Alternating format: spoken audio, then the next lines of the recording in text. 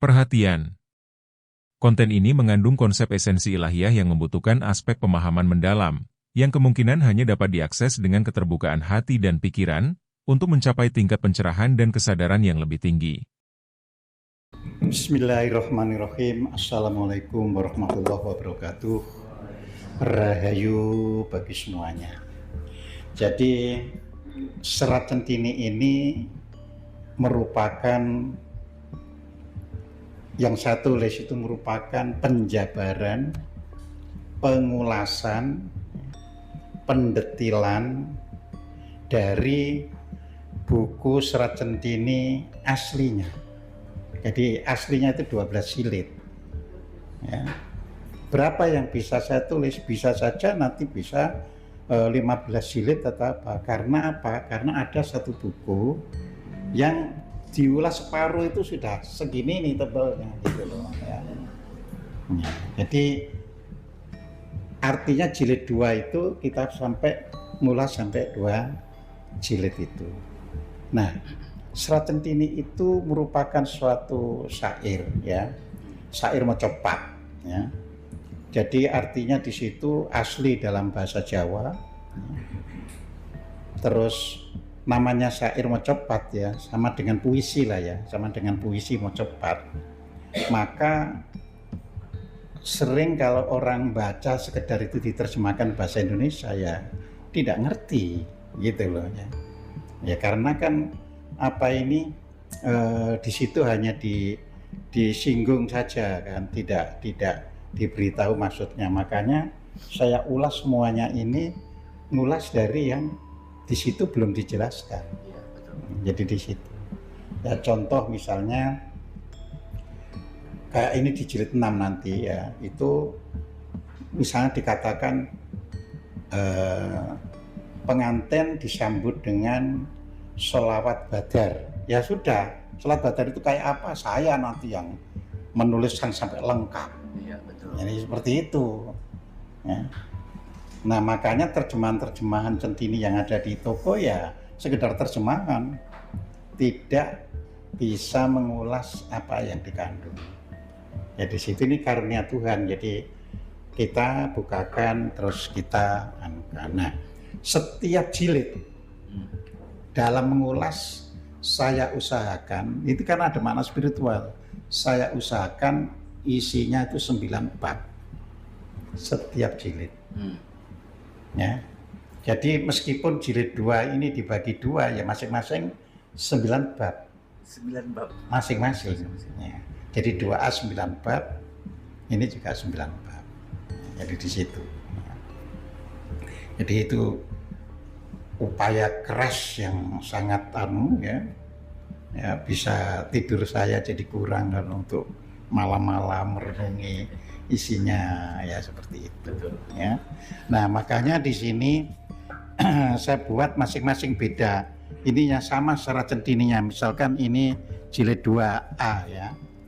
Di sini mengenal agama kuno di Jawa, karena memang secara centini lagi membahas agama kuno. Cuma kan di situ tidak diuraikan, ya. Terus ini ada mitologi wayang dan mencari hakikat dirinya. Ini untuk 2A. Sedangkan untuk 2B, rahasia gairah, sastra, adat pernikahan, dan aneka kisah. Jadi adat pernikahan apa? Kayak ada apa itu, bawa bunga kembar mayang dan sebagainya. Nah itu kita jelaskan. Jadi bukan sekedar orang bukan ini ada kembang mayang tapi kita nggak pernah tahu maksudnya. Nah itu kita uraikan.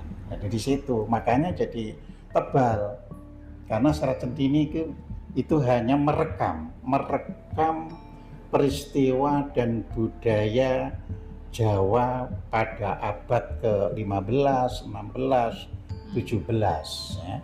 Itu yang direkam sampai abad 18. Nah saya tetap merasa memandang hebat si Pujangga itu, bagaimana merekam budaya dari ujung barat Pulau Jawa sampai ujung timur Pulau Jawa, ya. Itu hal yang luar biasa, ya. Jadi disinilah yang saya uraikan satu persatu, dan saya juga jelaskan misalnya dia sebut nama-nama ikan, saya carikan secara ilmiah. Jadi ikan ini nama ilmiahnya ini agar orang asing yang membaca itu tahu. Ya, makanya Serat Centini ini sudah masuk di dalam perpustakaan internasional di universitas-universitas besar itu. Tapi saya masih prihatin di Indonesia justru nggak ada.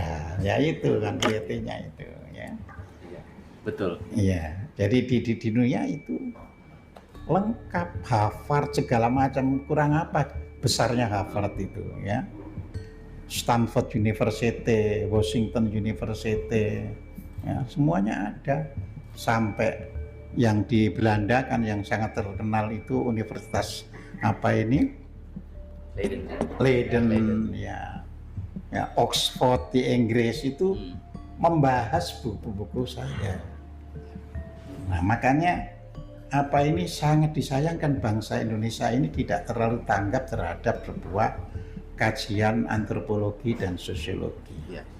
Suatu bangsa itu bisa maju, gitu loh ya. Suatu bangsa itu bisa maju, bukan hanya karena teknologi dan ilmu pengetahuan. Ini yang harus dipahami dengan baik. Ya. Tapi harus didukung oleh sastranya, ya, oleh sastranya juga. Karena sastra itulah yang mengungkap perilaku bangsa itu. Dari sastra inilah kita bisa mengapa bangsa kita lembek dan sebagainya. Jadi itu kita ulas ya sedalam-dalamnya ya. Nah, khususnya Serat Centini ini yang kalau masalah seksual itu sampai jilid 5. Ya. Artinya masih ada 3 buku lagi tentang seksual itu sampai jilid 5. Cuma ini permulaan yang 2B ini. Permulaan ya. Seru. Jadi ini cuma saya terangkan pentingnya kan gini ya. Saya apa ini di dalam hal ini kita kaitkan dengan spiritual gitu loh ya. Jadi jangan dilihat dari segi pornografinya ya, tapi dari nilai spiritualnya. Perlu saya sampaikan ya, manusia itu setiap hari itu harus bisa menabung energi permana setiap hari. Nah, sebenarnya energi permana yang sangat besar itu karena hubungan seksual gitu. Jadi kalau orang itu bisa menghayati ya hubungan seksual itu sebagai peningkatan prana, insya Allah kita tetap cerah ya, tetap kelihatan bugar ya. Jadi kalau orang hubungan seksual enak terus habis itu capek, nah berarti ada yang salah. Berarti gitu. Itu buang-buang energi sebetulnya. Buang-buang energi kan gitu kan. Ya. Jadi di situ ya. Nah, di sini candi pun kita ulas sampai ke spiritualnya ya, candi. Jadi seperti itu ya. Jadi semua kita berikan tanda-tanda alam ya.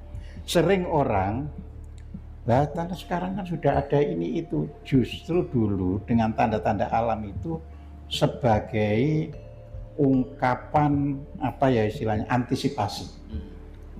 Jadi Serat Centini sendiri itu tidak mengatakan dengan tanda alam itu pasti terjadi, tidak, tapi mengantisipasi ya. Karena alam itu ada pola. Ya sama dengan kita, misalnya saya kan di buku itu juga saya tulis misalnya ada mendung itu tanda alam. Ya. Apa di pikiran kita? Sedia payung. Walaupun belum tentu hujan gitu kan. Tapi alam telah membuktikan lebih seringnya hujan daripada tidak hujannya. Nah, jadi seperti itu. Ini yang harus dipahami dengan baik gitu loh ya. Terus hebatnya lagi misalnya ya, karena Serat Centini itu ditulis masa lalu, bangsa kita ini sebenarnya ya, ini saya beritahu saja, ketika kita itu pra-Islam ya, dapat dikatakan di seluruh Nusantara itu tidak mengonsumsi sapi.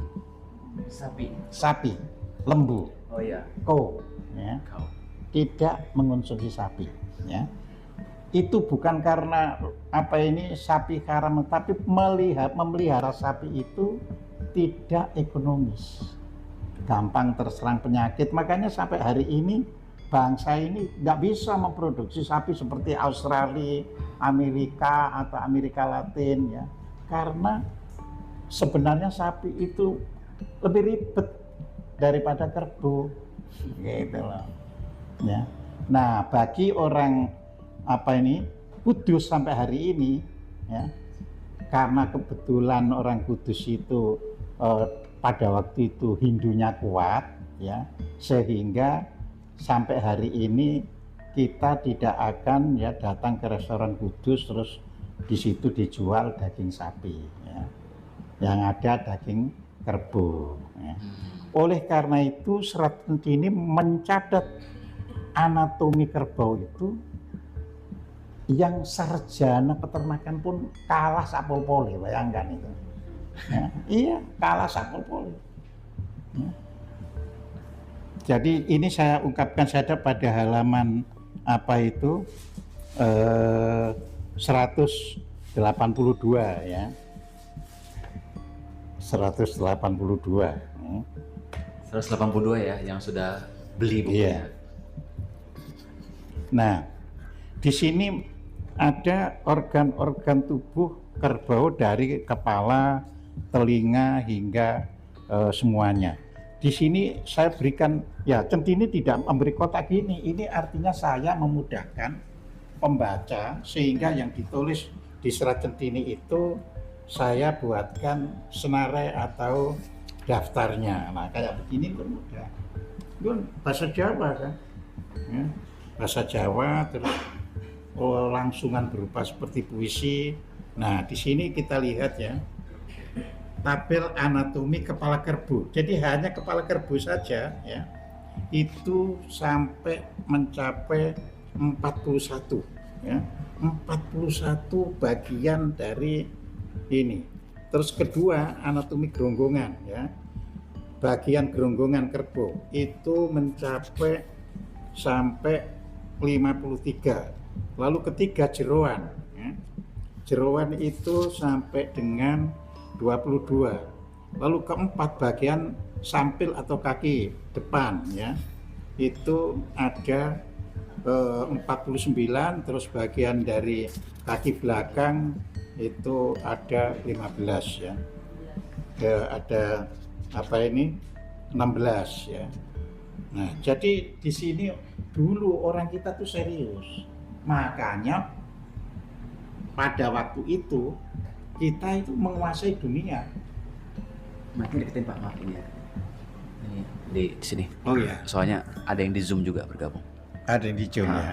Ya, jadi itu menguasai dunia. Jadi zaman kejayaan Nusantara itu dikendalikan dari Jawa dan itu menguasai 2/3 dunia. Dan jejak-jejak, kalau sekarang istilahnya jejak digital, jejak-jejak itu ada sampai dengan di Amerika, benua Amerika. Jejak-jejak sekarang itu.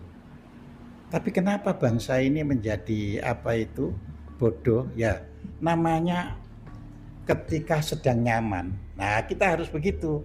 Ketika sedang nyaman, kita itu menjadi orang yang serba kaya kayak bangsa Amerika sekarang. Siapa datang, oke, silakan gitu kan. Akhirnya siapa yang pintar-pintar? Orang India yang datang ke Amerika. Nah, kita pun begitu. Tamu-tamu itu akhirnya lebih pintar. Ya. Nah, dalam proses panjang, ya, anak turun pribuminya jadi bodoh dalam proses panjang karena saking enaknya. Ya. Kita tidak jauh-jauh memandang zaman dahulu yang sekitar 200 atau 300 tahun. Sekarang aja di puncak. Ya kan, di puncak itu jangan dikira itu pertambahan penduduknya itu sedikit ya. Pertambahan penduduknya itu pesat. Karena apa? Setiap bulan ya ada pernikahan dengan orang pribumi itu dari pengungsi atau dari orang yang migran ke situ itu, setiap bulan itu lebih dari 30 orang menikah. Ya, dapat dibayangkan. Terus mereka jadikan itu suatu hal yang komersial. Nanti yang perempuan misalnya punya anak lekas-lekas dititipkan di panti. Karena ada teman saya yang berbisnis panti. Iya, menerima kelahiran dari yang itu karena ibunya kepengen cari lagi dapat duit. Ya. Jadi di situ. Dan itu tidak bisa disamakan dengan pelacur karena dia memang ya dinikahi, sehingga lahirlah di sana itu penghulu, yang satu sebagai penghulu resmi di negara yang mencatat, yang kedua adalah penghulu untuk nikah-nikah siri. Ya. Jadi artinya dinikahkan resmi, ada ijab kabul, ada saksi, ada wali, hanya saja tidak didaftarkan di KUA, ya. Jadi di situ. Ya, jadi itu tambah anak nggak terasa. Ya. Membuat kenyamanan, akhirnya anak-anak perempuan di wilayah Puncak sampai Cianjur sana itu, ya, mungkin lulus SMP sudah harusan mau dinikahi oleh para migran itu, ya. Nah, itu ada tarif jadinya. Kalau masih perawan, ya, maka mas kawinnya 40 juta. Jadi itu sudah ada sistem jadinya. Udah riset Bapak ya? Sudah, ya. Udah 40 riset, ya? Juta, terus nanti masalah nafkah harian ya kesepakatan berdua setelah dinyatakan ijab kabul selesai itu. Di bukunya itu juga sempat dituliskan sama Bapak bahwa di zamannya Mataram juga ada seperti itu. Iya. Di bab 1 itu kan? Betul. Cuman orang-orangnya ini dikasih nama-nama bunga, gitu kan? Jadi kasih nama-nama bunga supaya nggak itu. Sama nama ikan. Sama nama-nama ikan. Jadi kenapa tadi Bapak Khosim menyebutkan nama-nama ikan di saat itu? Praktek seperti ini sudah terjadi. Nah, jadi gitu. Saya nulis ini sama dengan membuka kembali histori.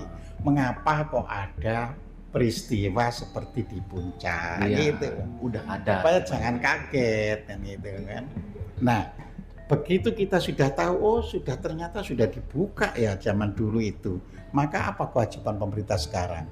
Menertibkan, jangan sampai hanya dipakai seperti yang sudah ditulis di buku. Nah, jadi itu tujuan sastra itu, sehingga bangsa nanti akhirnya sadar, dari dulu kita sudah dipermainkan, nggak mau sekarang.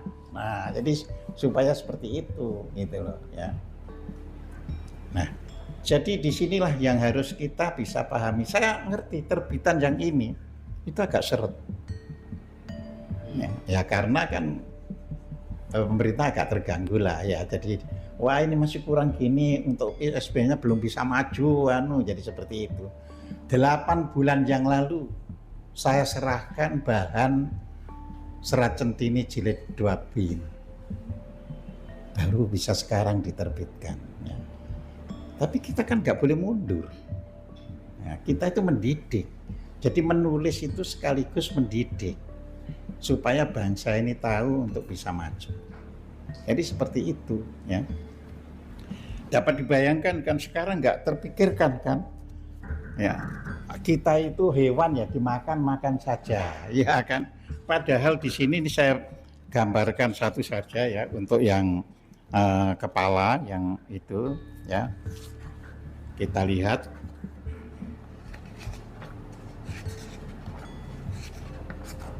Ya, kepala kerbau. Ya.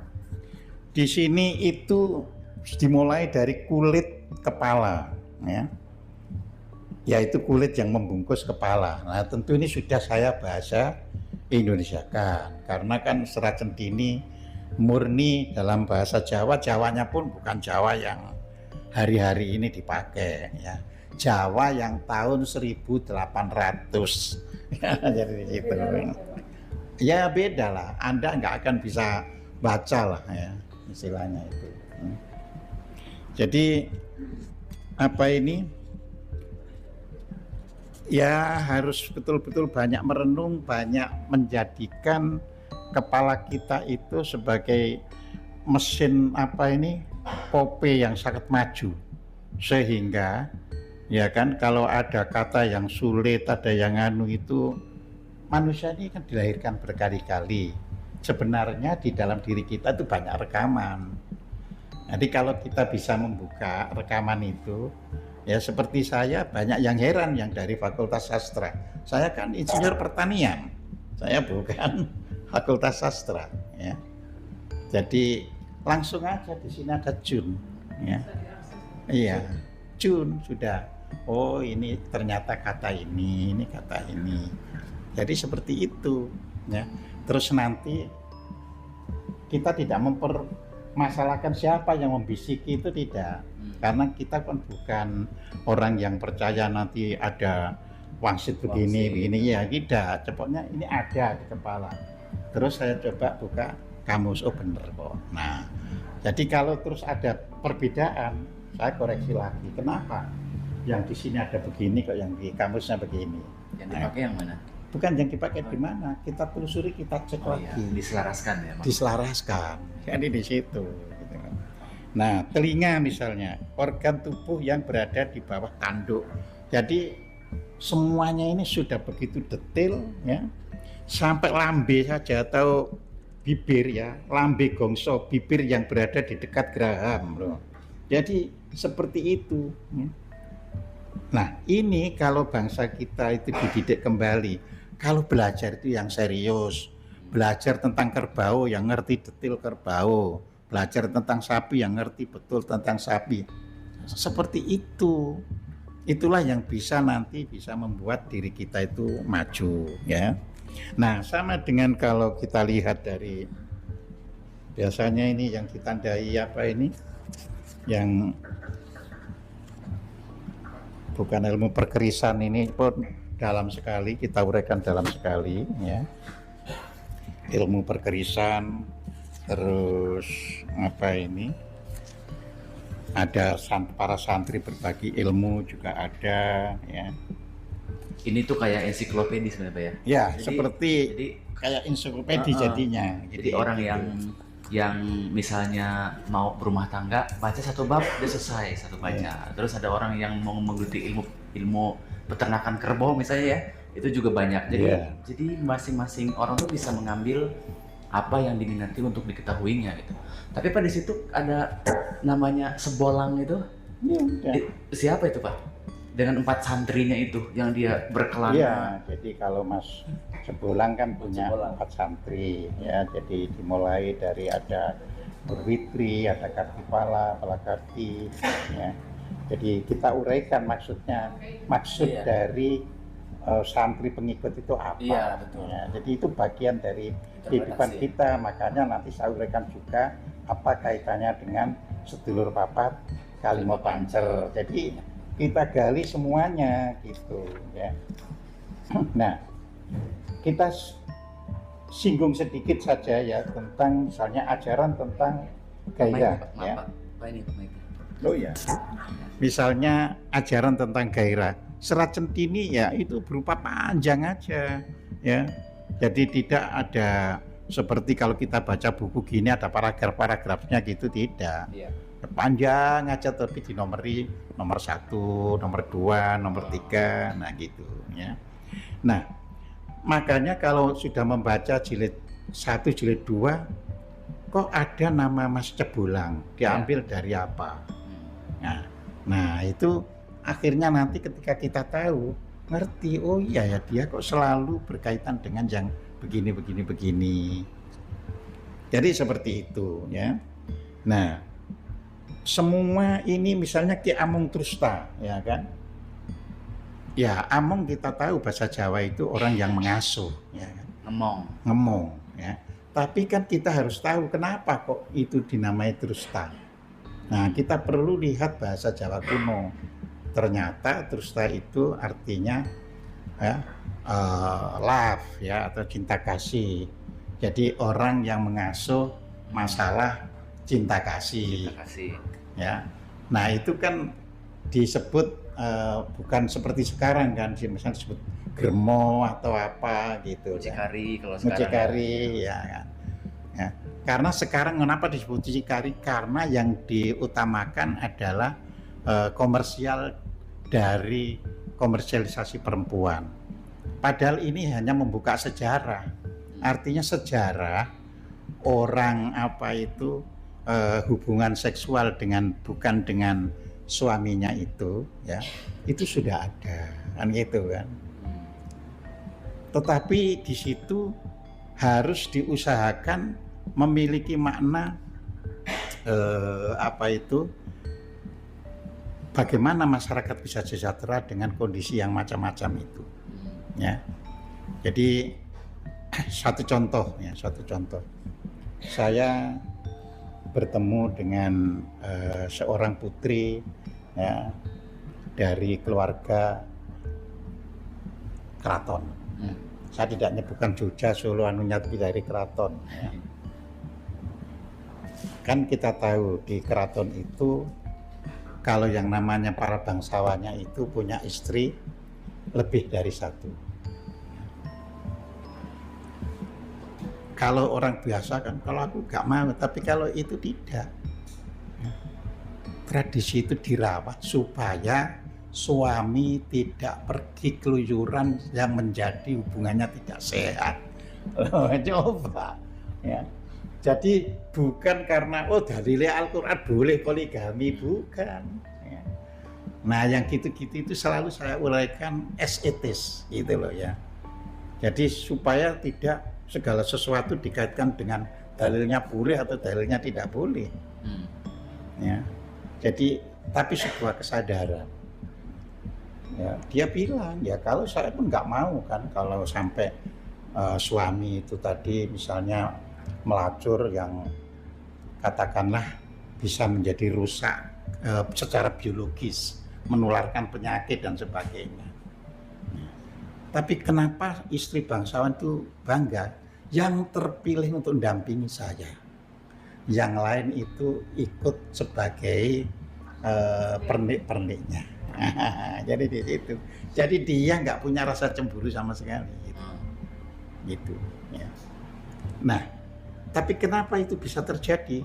Karena memang ada fasilitas untuk itu. Keraton kan ada duit dari pemerintahan. Nulana kalau orang biasa begini ya boncos. Gitu kan. Nah, boncos. Iya. Nah, di situ kita harus uraikan ya bagaimana ya memulai hubungan seksual ini. Saya berikan singkat saja. Di sini kan dikatakan beginilah perinciannya. Satu, mulai dengan mencium dahi ya. Kedua, mulai dengan mencium pusar. Terus saja ya, saya tidak membaca semuanya ya kan. Ada 15. Ya, ada 15. Ada 15. Ada 15 titik. Cuma yang saya khatam baca itu soalnya. Iya. Cuma di sini ya kan. Halaman berapa Pak itu, Pak? Dari situ halaman 45. 45. Ya, Cek ya. halaman 45. Nah, di sini yang perlu itu ternyata itu dikaitkan dengan tanggal rembulan. Nah, gitu loh ya. Gitu.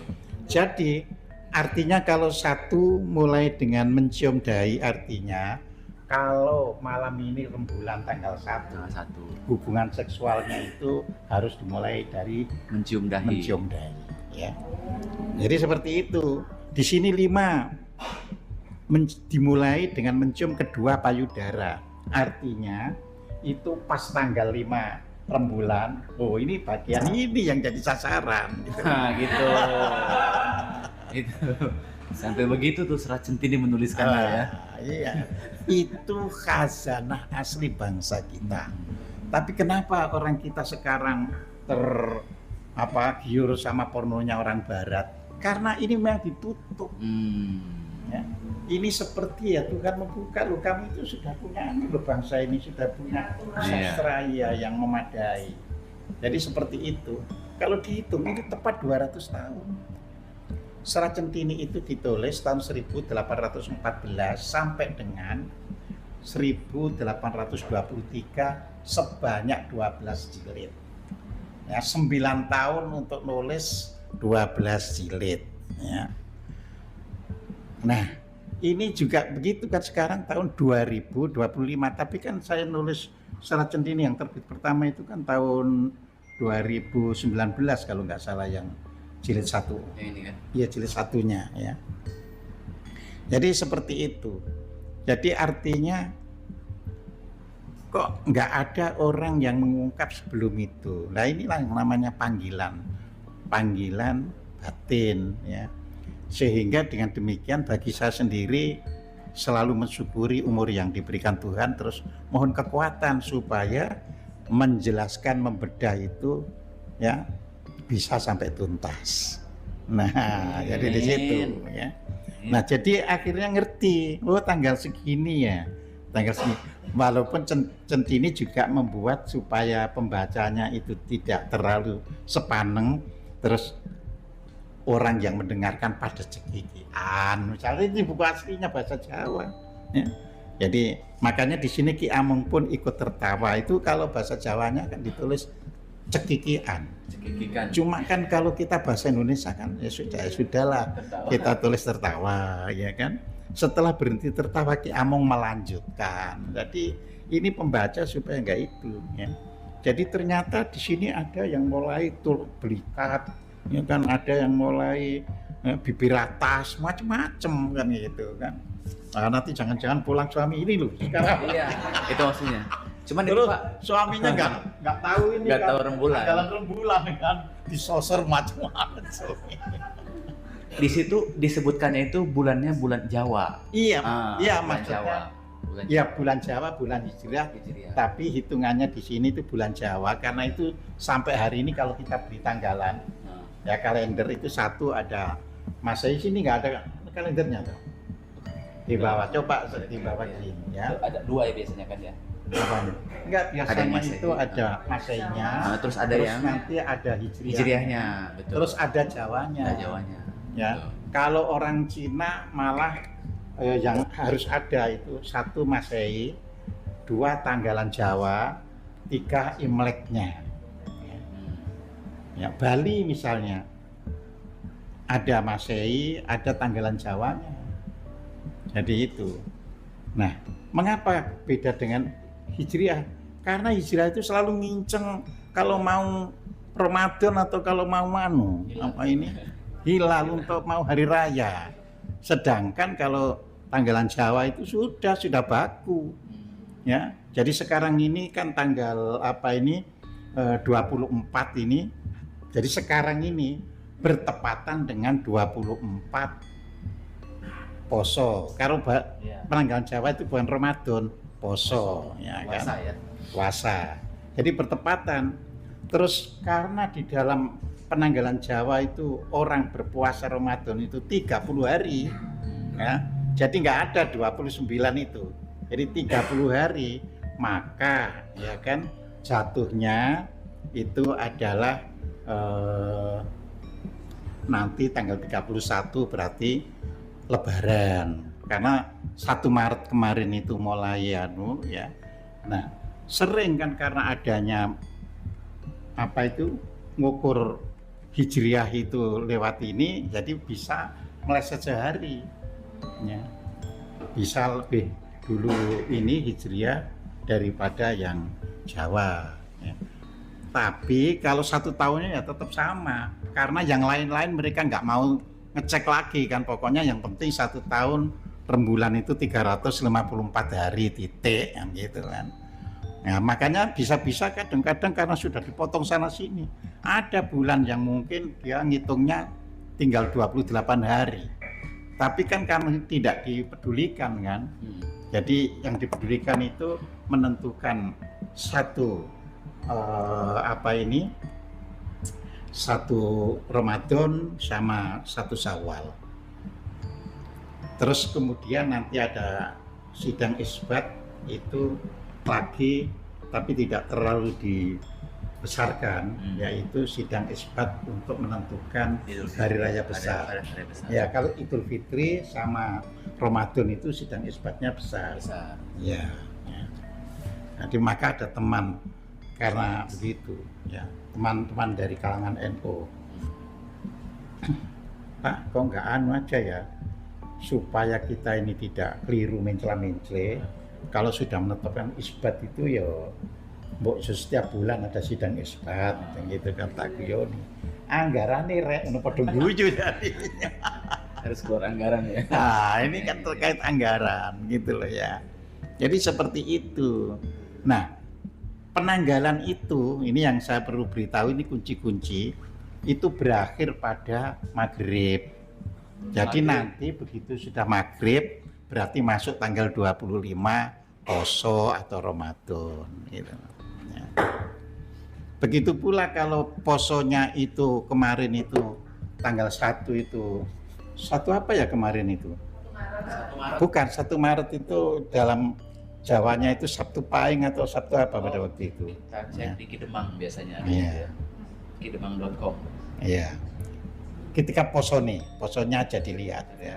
Jadi nanti saya bisa memberitahu hari rayanya harus hari Senin yang sama dengan pasarannya sama dengan apa ini ketika puasanya. Jadi seperti itu. Sudah lagi loading Pak. Mungkin mau ada yang nanya dulu mungkin Pak. Mungkin boleh membuka pertanyaan dulu nggak kira-kira? Boleh. Boleh. Ya. Ada yang mau nanya nggak? Silakan. Silakan aja kalau mau bertanya. Ya. Ya, sambil saya cari Kidemang. Iya. Assalamualaikum Pak Kojim. Ya, waalaikumsalam warahmatullahi Saya satu alumni sama Bapak, saya juga dari PB Pak. Iya. Iya, mau tanya Pak, kenapa di buku Bapak tidak dicantumkan bahasa Jawanya? Kayak tadi seperti ketawa, kenapa tidak ditulis kayak cekikikan terus baru nanti dalam kurung ketawa gitu, biar orang ngerti. Karena kan orang Jawa ada sebetulnya apa penerjemahan bahasa Jawa dengan ke Indonesia nggak selalu sama. Ya, ini. Jadi ada yang selalu saya dalam kurung tetap bahasa Jawanya dicantumkan. Kalau itu bisa mengganggu konteksnya. Nah, kalau tertawa cekikian ini kan sekedar tertawa, tidak mengganggu konteksnya. Jadi sesuatu yang akan mengganggu konteksnya, saya tetap masukkan bahasa Jawanya. Jadi seperti itu, ya. Nah, jadi karena kalau setiap bahasa Jawanya itu harus dituliskan, ya nanti belum tentu loh pembaca juga membaca, ya gitu. Wah ini kok, iya banyak sekali ini anunya, malah bisa jenuh. Jadi misalnya cekakaan, cekikian, ya kita tidak perlu gitu loh ya. Ya, itu karena tujuan ini kan membedah makna. Ya. Nah, jadi yang penting itu adalah makna ini ya. Kalau dengan langsung bahasa Indonesia tidak mengubah dari yang dimaksud secara centini. Ya. Tapi kalau masih itu saya selalu tulis apa adanya, misalnya di serat centini jilid 1 atau 2 saya lupa, misalnya ada ya ada gini, ngelayap luyup angliyep misalnya. Nah ini bahasa Jawa, nggak bisa langsung dibahasa Indonesiakan. Jadi bahasa Jawa tetap ditulis, yang bahasa Indonesianya itu kira-kira begini ya, seperti itu. Karena kata layap luyup liyep itu punya makna ya, yang akan bisa keliru kalau kita salah mengerti ya. Makanya tadi malam saya mengisi, saya jelaskan. Jadi kalau kita itu lagi enak-enak begini terus liutan, nah itulah layap luyup angliyep ya. Ini kalau kita misalnya lagi gini terus liut gitu tapi kita tidak kaget, kita tenang terus melek lagi, terus merem sedikit, anu lagi, melek lagi, itu biasanya inspirasi intuisi tinggi. Ngalir ya. Ngalir. Tapi kalau layap luyup-luyupnya tuh stres oleh apa-apa. Gitu enggak dapat apa-apa. Iya, gitu loh. Ya, jadi 1 semua pahing, Pak. ini ada ininya. Jadi 1 Maret Nah, itu 1 kapan pahing. saja kan kita kadang-kadang pas relaksasi ya kan terus ngantuk gitu kan, ya kan. Nah, kalau kita nikmati ya kan, nah itu inspirasi bisa masuk gitu. Meskipun di kendaraan, makanya kalau di Nabi itu naik unta sedanganmu ya, bisa masuk gitu loh ya. Jadi belajar menyikapi artinya. Ya. Ya. Kalau kaitannya dengan perjodohan di sini. Perjodohan. Dengan perjodohan, Pak. Setahu saya orang-orang zaman dulu tuh kalau ditanya tanggal lahir itu nggak inget ya.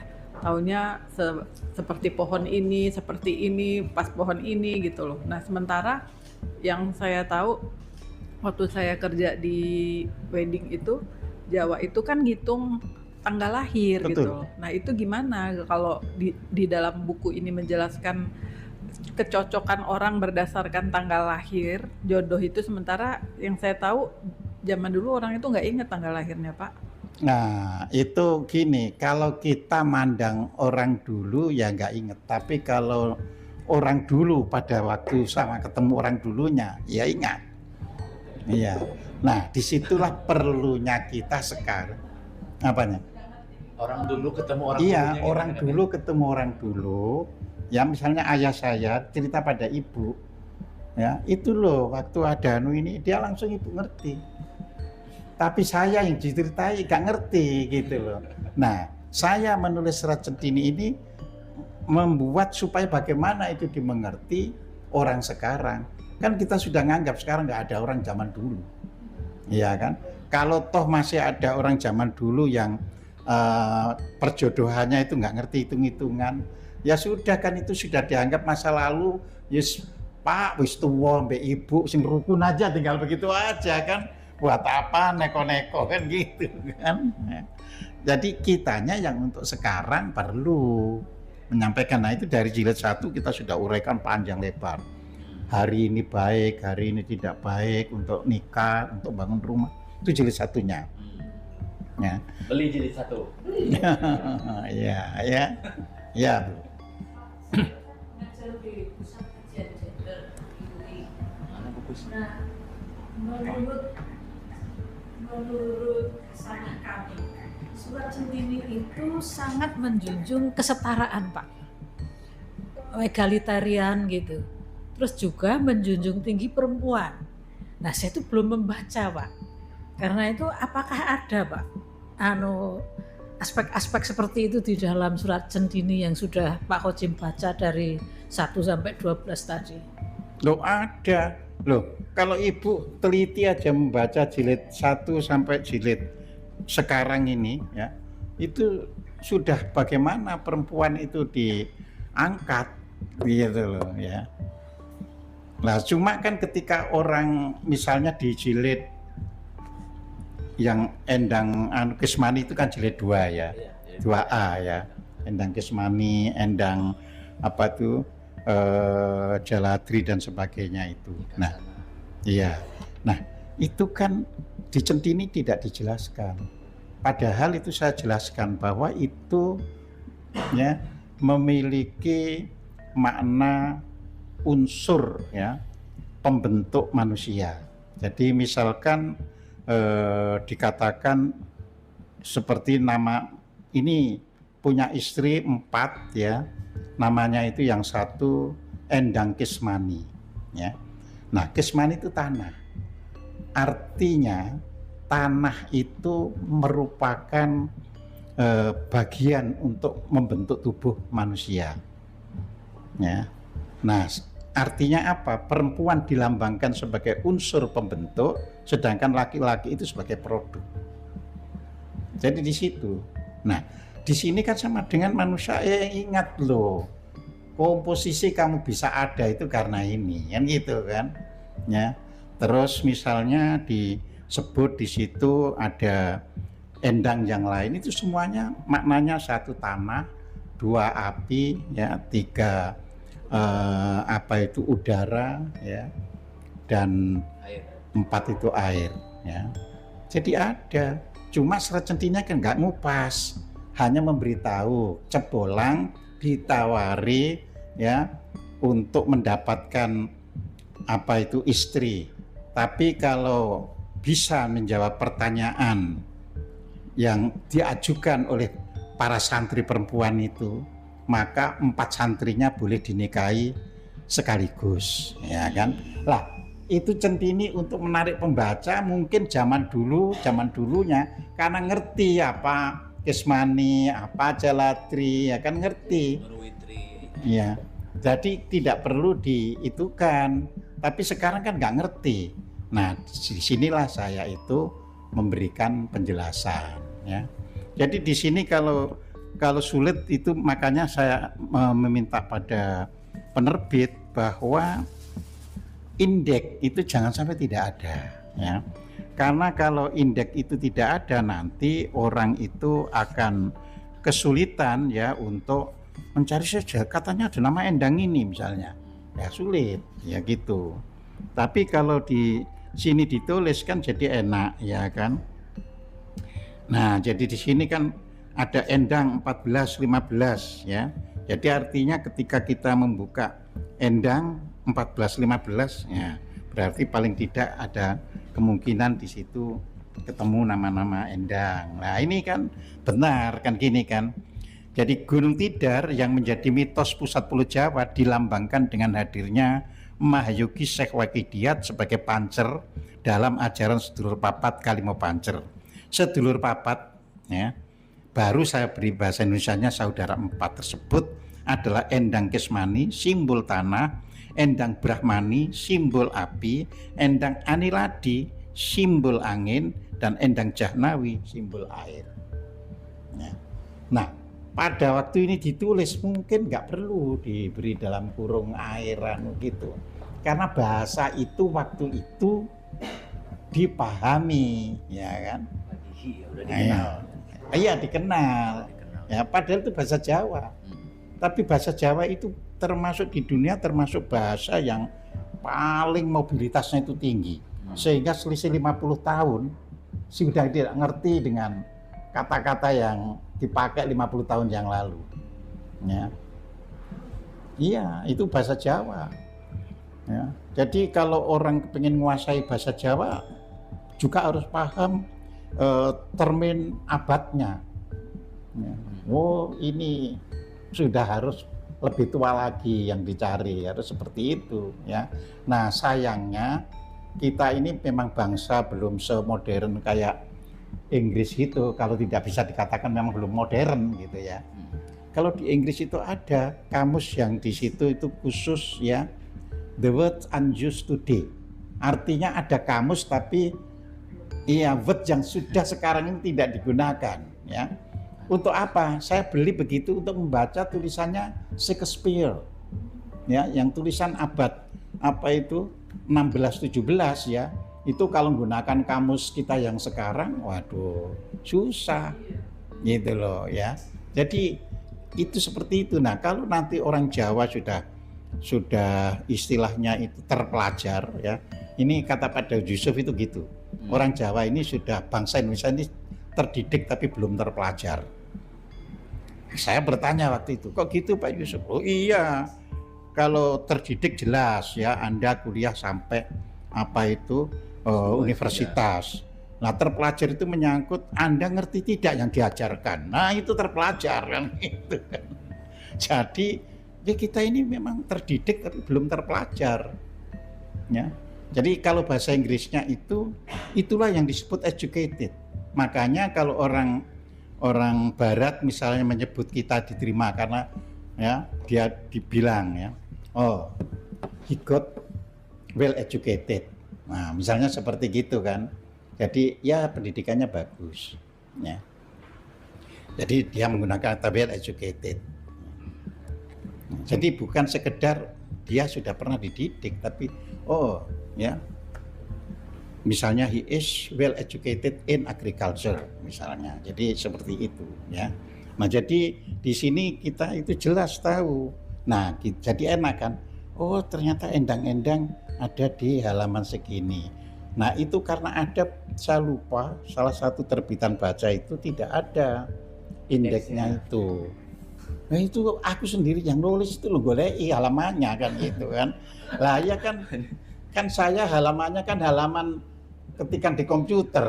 Kan tidak tahu di halaman ini. Ingat saya itu saya nulis ini kok, tapi gunting nih halaman ini kan susah.